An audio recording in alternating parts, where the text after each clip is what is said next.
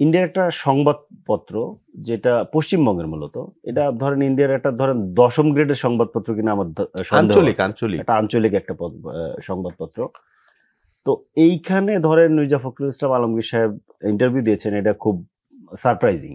এটা আমার কাছে খুব সারপ্রাইজিং না দেননি তো, উনি বলেছেন। কিন্তু আবার পত্রিকাটা দাবি করছে ওইখানে ছবিও ওই ইয়ের ছবি এসছে, এবং যেখানে আমি ফেসবুকে এটা পোস্ট দিতে বাধ্য হয়েছি, এটা আসলে বিএনপি এবং ওনার পক্ষ থেকে এটা ক্লিয়ার করা দরকার। কিন্তু আমার কাছে মানে পুরো সাক্ষাৎকারটা পড়ে মনে হয়েছে ২-৩টা লাইন যদি এখান থেকে ডিলিট করে দেন এবং ওনার নামটা যদি আপনি সরিয়ে দেন, তাহলে মনে হবে আওয়ামী লীগের কোনো নেতা আসলে সাক্ষাৎকারটা দিচ্ছে।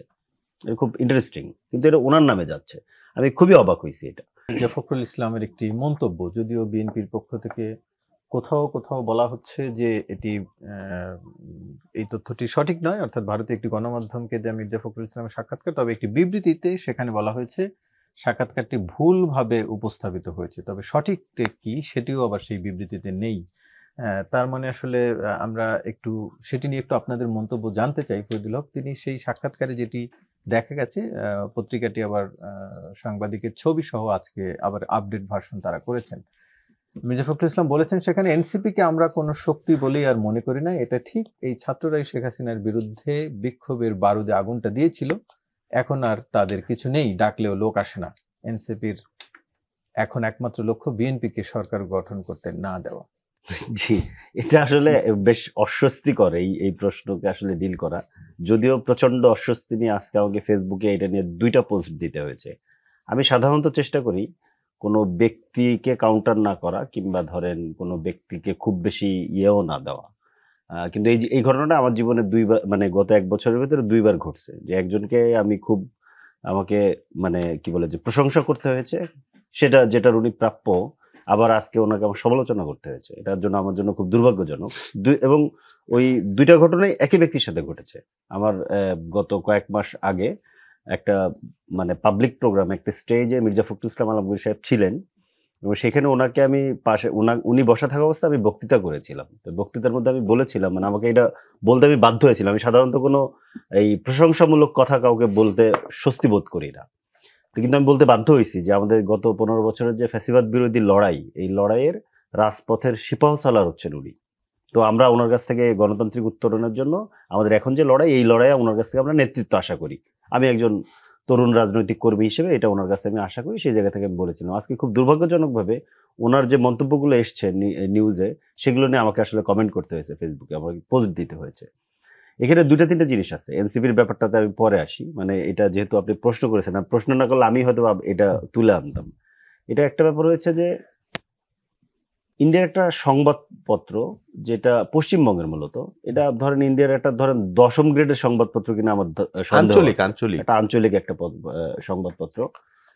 তো এইখানে ধরেন মির্জা ফখরুল ইসলাম আলমগীর সাহেব ইন্টারভিউ দিয়েছেন, এটা খুব সারপ্রাইজিং। এটা আমার কাছে খুব সারপ্রাইজিং। না দেননি তো, উনি বলেছেন। কিন্তু আবার পত্রিকাটা দাবি করছে ওইখানে ছবিও ওই ইয়ের ছবি এসছে, এবং যেখানে আমি ফেসবুকে এটা পোস্ট দিতে বাধ্য হয়েছি, এটা আসলে বিএনপি এবং ওনার পক্ষ থেকে এটা ক্লিয়ার করা দরকার। কিন্তু আমার কাছে মানে পুরো সাক্ষাৎকারটা পড়ে মনে হয়েছে ২-৩টা লাইন যদি এখান থেকে ডিলিট করে দেন এবং ওনার নামটা যদি আপনি সরিয়ে দেন, তাহলে মনে হবে আওয়ামী লীগের কোনো নেতা আসলে সাক্ষাৎকারটা দিচ্ছে। এটা খুব ইন্টারেস্টিং, কিন্তু এটা ওনার নামে যাচ্ছে। আমি খুবই অবাক হয়েছি এটা।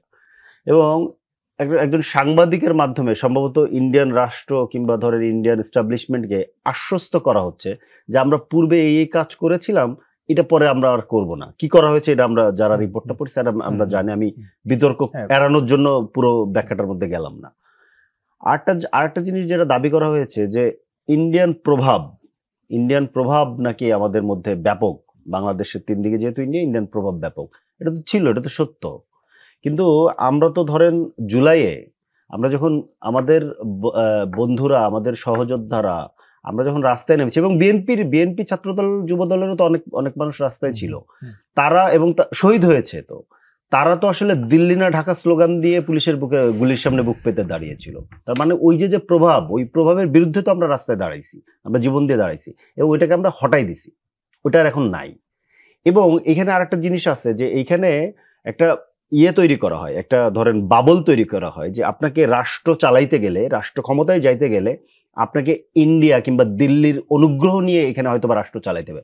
আমরা বলতে চাই জুলাইয়ের পরে ওই বাংলাদেশ নেই, বাংলাদেশ চেঞ্জ হয়ে গেছে। আপনি দিল্লির সাথে চোখে চোখ রেখে মর্যাদা নিয়ে শিরদাঁড়া উঁচু করে আপনাকে রাষ্ট্র চালাইতে হবে, যারাই আগামী দিনে রাষ্ট্র চালাতে চান, সেটা যে হোক।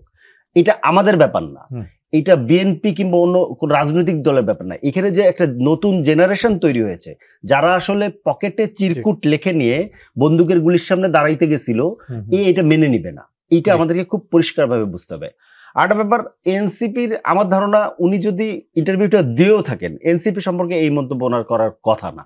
এটা আমার ধারণা, এইটা আমি মনে করি যে মিসকোটই করা হয়েছে, এটা আমি মিসকোট করা হয়েছে। কারণ জুলাই পদযাত্রা আপনারা দেখেছেন দেশব্যাপী বাংলাদেশে যে এনসিপির কি অবস্থা এখন। তার মানে এটা না যে এনসিপি একেবারে খুব অনেক কিছু হয়ে গেছে, আমি সেটা বলছি না। এটা গড়ে উঠতেছে এবং এটা একটা রাইট ট্র্যাকে আছে, প্রচুর সমালোচনা সবকিছুর মধ্যে।